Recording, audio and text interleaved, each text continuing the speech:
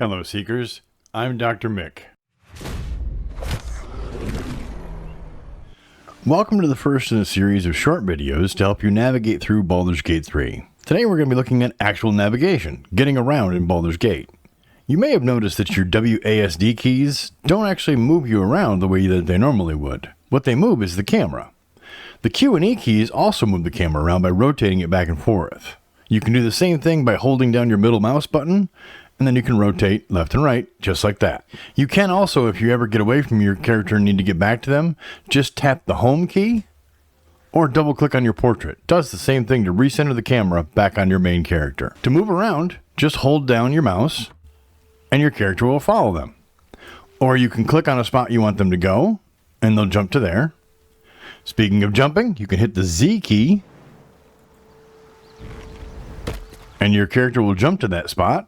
And if you want to sneak around, either click on hide or hit the C key.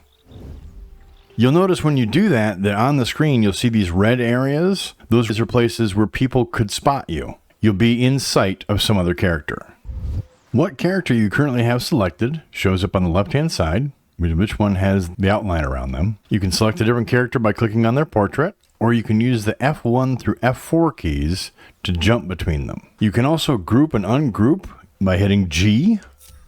It pulls your party apart so that you can move them individually without them following each other. And you can also do that by pulling on one of them and breaking the chain. To get them back in the party, simply put them back in line and they'll click back in place. Stay tuned for a few more short clips coming up in this series of tips and tricks for Baldur's Gate 3. This is Dr. Mick. Stay curious.